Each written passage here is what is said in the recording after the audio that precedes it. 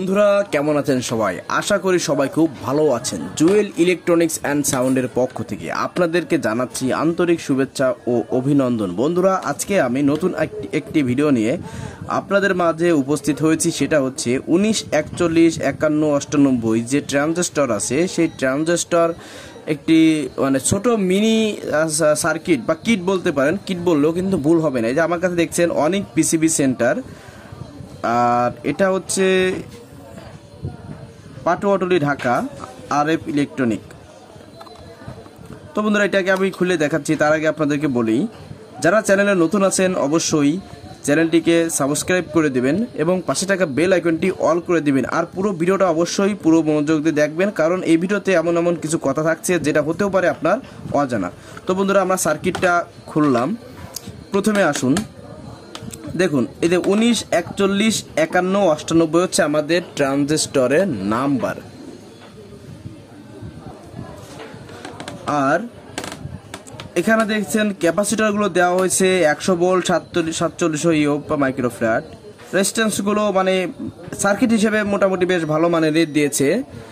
আর যেটা আসলে বলতে হয়, এটা কিন্তু আসলে একটি 3 ফেজ সংযোগের সার্কিট বোর্ড। এটাকে 3 ফেজ দেওয়া লাগে, plus minus ground, plus ground minus, বা মাইনাস গ্রাউন্ড প্লাস, যেভাবে আপনারা ধরেন 3টে ভোল্ট কিন্তু এটা দেওয়া লাগবে।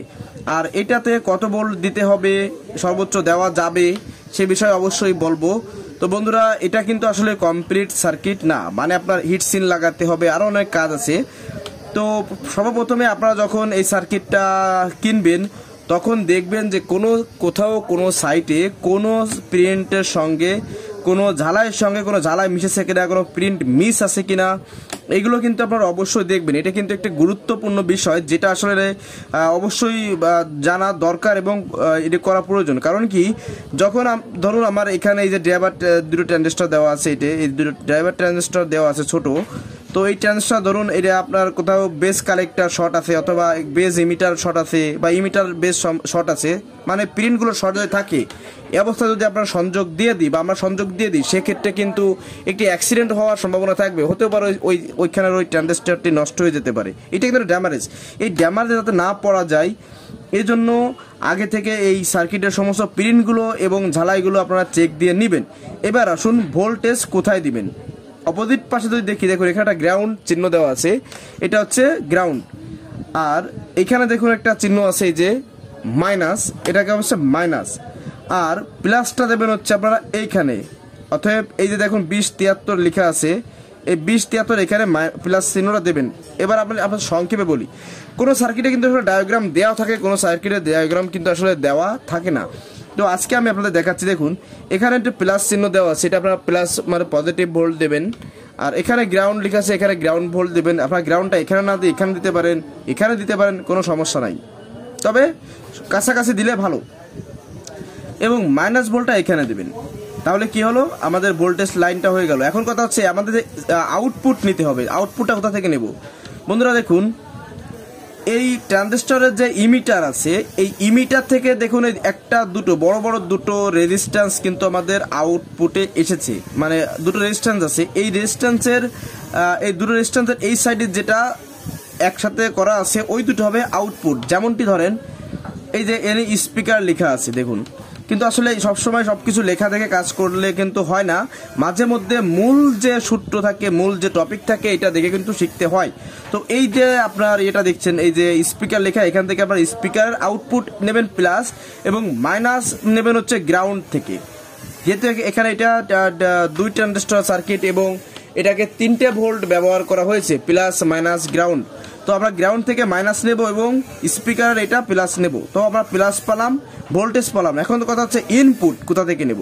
বন্ধুরা, এই ইনপুট কিন্তু বেশিরভাগ 1K রেজিস্ট্যান্স হয়ে ঢোকে। যেমনটা ধরুন, যেমনটা বলছি এই সার্কিটটা দিচ্ছে, আসলে আমি কিন্তু আগে দেখি না, এবার অভিজ্ঞতা থেকে বললাম।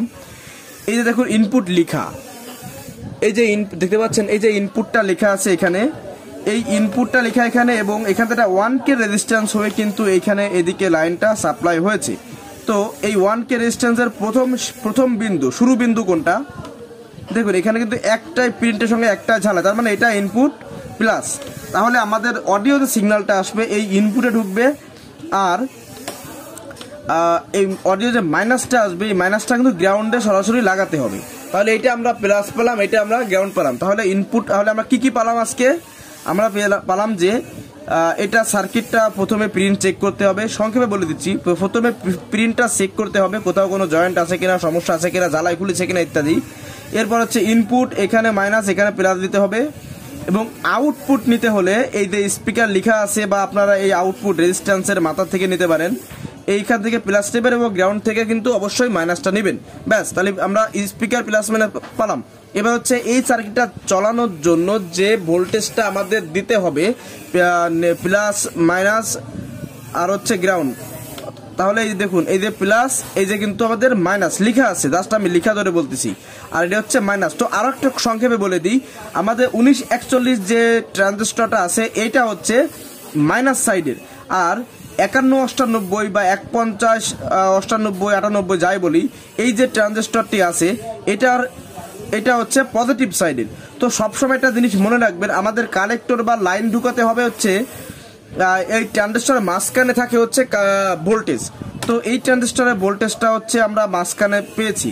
তো যদি কখনো আমরা বুঝতে না পারি তো ট্রানজিস্টরের মাঝখানে আমরা প্লাস ভোল্টেজ মাইনাস ভোল্টেজ দিয়ে দেবো এইটার নেগেটিভ পজিটিভ সেকশন ভেদে। আর বন্ধুরা, এই সার্কিটটাতে কিন্তু আপনারা 12 থেকে 18 ভোল্ট পর্যন্ত দিতে পারবেন, তবে অবশ্যই কুলিং ব্যবস্থা ভালো রাখবেন, হিটসিন কিন্তু অবশ্যই ভালো রাখবেন। যদি 12 ভোল্ট দেন আপনারা 5 এম্পিয়ার ব্যবহার করতে পারেন, আর যদি 18 ভোল্ট দেন অবশ্যই 3-4 এম্পিয়ারের ভিতরে রাখবেন। বেশি দিলে সমস্যা সুবিধা আপনারাই বুঝবেন, তবে আমি যেটা বললাম এটা আমার মতে ভালো, তাই আপনাদের বললাম। আপনাদের অসুবিধা হয় তাহলে আপনারা কমেন্ট করে জানাবেন, আমি অবশ্যই রিপ্লাই দেবো ইনশাল্লাহ।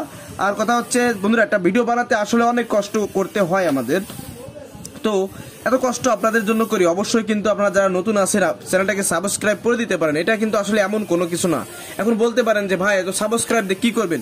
ভাই, ইউটিউব প্ল্যাটফর্মে আমার যদি থাকতে হয়, আমার যদি ইউটিউব থেকে কিছু করতে হয়, তাহলে কিন্তু আমার 365 দিনের মধ্যে, লাস্ট 365 দিনের মধ্যে আমার 1000 সাবস্ক্রাইবার এবং 4000 ঘন্টা ওয়াচ টাইম কিন্তু ইউটিউবকে দেখায়, তারপর কিন্তু আমার মনিটাইজেশন করতে হবে।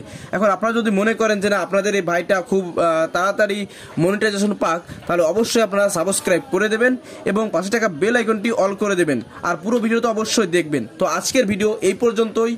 সবাই ভালো থাকুন, সুস্থ থাকুন, দেখা হবে অন্য কোনো ভিডিওতে। আল্লাহ হাফেজ।